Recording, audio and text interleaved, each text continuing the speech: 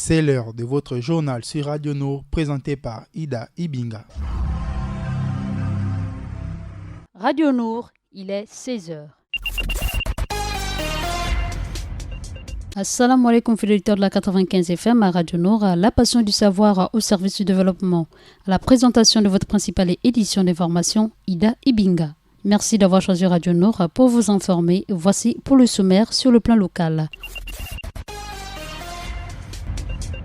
On parle de la descente très attendue du Premier ministre, chef du gouvernement, Rose Christiane Osukara-Ponda, aux cheveux des précarisés de la Covid-19. Ensuite, la visite d'inspection à Libreville du ministre de l'Intérieur, Lambert Noël Mata, et le ministre de la Santé, Dr Guy Patrick Obiangdon, sur la réouverture prochaine des lieux de culte. Enfin, le site pétrolier Morel Prom, mis en quarantaine, c'est dans la capitale économique du Gabon. Dans le reste du monde, on parle de l'investiture d'Henri Konaté Dié pour la présidentielle en Côte d'Ivoire. En Afrique du Sud, on parle de la journée de 4 milliards d'euros pour une aide financière au Fonds monétaire international. Du côté de Hong Kong, le port du masque est obligatoire en public. Et enfin aux États-Unis, en arraisonnant le port du masque, une bataille au cœur idéologique. Le développement des titres, c'est tout de suite. Radio Nord, il est 16h. On demande principale édition d'information sur le plan local pour parler du Premier ministre, chef du gouvernement, Rose Christiane Osukara-Ponda. Après la passation de charges intervenue le mercredi 22 juillet dernier, le nouveau Premier ministre est désormais très attendu sur le terrain des actes. Une attente qui, selon plusieurs observateurs, devrait prioritairement se porter sur les secteurs sinistres à la suite de l'apparition de la pandémie du coronavirus. Cette situation qui devrait dès lors attirer l'attention du chef de gouvernement qui se doit d'aller au contact des acteurs de l'économie afin de les rassurer. Une démarche qui cadre avec les directives du chef de l'État, son Excellence Ali Bongo Ondimba, qui, lors du Conseil des ministres du mercredi 22 juillet dernier, a indiqué que l'une des priorités du gouvernement Rose Christiane Osukara-Ponda était la relance de l'économie gabonaise. On reste sur le plan local pour parler en prélude de la reprise des activités dans les lieux de culte suspendues depuis l'apparition de la pandémie du coronavirus. Le ministre de l'Intérieur, Lambert Noël Mata, et le ministre de la Santé, Dr Guy Patrick Obiangdon, et les techniciens du comité de pilotage du plan d'éveil de riposte contre la pandémie du coronavirus ont procédé à la visite de plusieurs structures religieuses.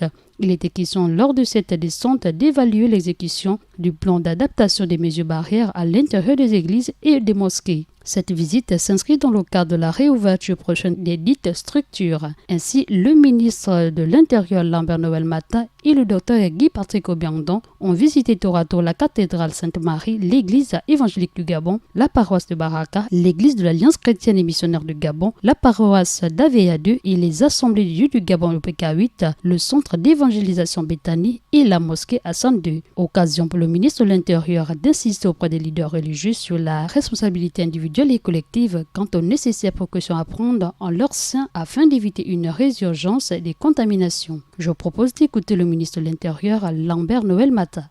D'avoir des éléments d'appréciation et d'évaluation devant conduire à la réouverture prochaine ou pas des lieux de culte. Il va se poursuivre dans la semaine et gagnera également l'intérieur du pays. Mais parallèlement, nous n'occultons pas que pendant que nous pensions à déconfiner, la pandémie reprend de plus belle dans l'hémisphère nord.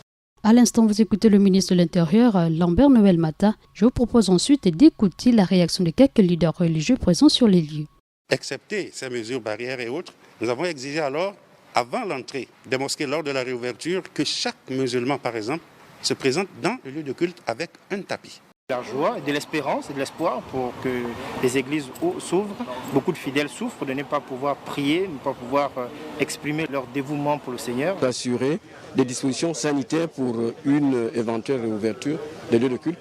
À l'instant, vous écoutez la réaction de quelques leaders religieux présents sur les lieux. On revient d'actualité locale, cette fois-ci du côté de la capitale économique du Gabon pour parler du site pétrolier Morel Prom mis en quarantaine.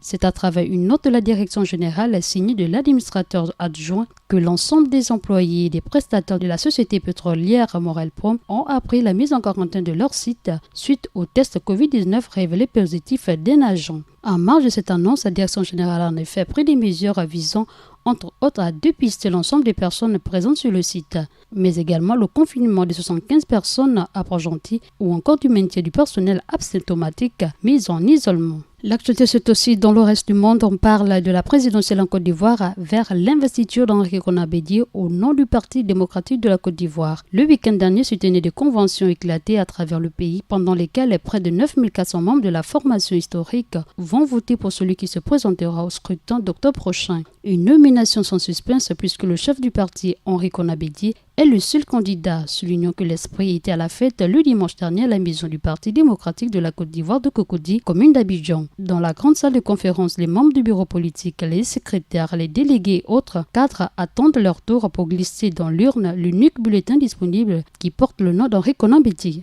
L'actualité, c'est aussi la journée de 4 milliards d'euros pour l'Afrique du Sud. Le conseil d'administration du Fonds monétaire international se réunit ce lundi 27 juillet 2020 pour examiner la demande de Pretoria pour une importante aide financière de plus de 4 milliards de dollars. Mais une enveloppe destinée à aider le pays à relancer la machine économique grippée par la pandémie de coronavirus. Retenons qu'en fin avril, le ministre des Finances de l'Afrique du Sud avait indiqué que le gouvernement comptait solliciter auprès du Fonds monétaire international une aide financière pouvant atteindre 4,2 milliards de dollars pour faire face à la pandémie du coronavirus. Le Fonds monétaire international avait confirmé de son côté que la nation arc-en-ciel était en droit de demander jusqu'à 4,2 milliards de dollars en réponse à cette crise. Retenons que pour participer à l'effort de la riposte contre la pandémie, l'institution de Bretton Woods a adopté le principe d'un accès à 100% de leur quota pour tous et ce sont les crédits qui devaient être alloués sans exigence de réforme. L'actualité se poursuit du côté de l'Asie-Pacifique. Les habitants de Hong Kong seront tenus de porter le masque en public, a annoncé le lundi 27 juillet les autorités du territoire en dévoilant une batterie de nouvelles mesures pour faire face à la nouvelle vague de cas de coronavirus. En outre, la situation épidémique est extraordinairement grave à Hong Kong, a déclaré aux journalistes l'agent de la chef de l'exécutif,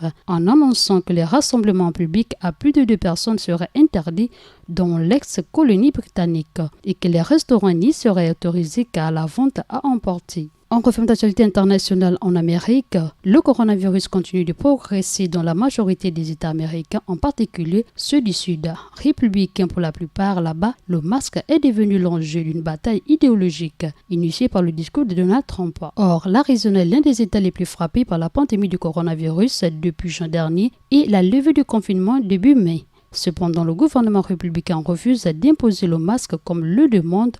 Pourtant, depuis des semaines, la maire démocrate de Phoenix et des familles des victimes. Alors, fidèles auditeurs, voici que je vous ai présenté votre principale édition d'information. La réalisation et la mise en onde est assurée par Axel Kumba et Paturel Minsa. Votre journal, c'est à 16h, 20h, 23h et 8h du lendemain, mais aussi sur nos chaînes en ligne Facebook et YouTube. Bonne suite de programme sur Radio Nord. Assalamu alaikum.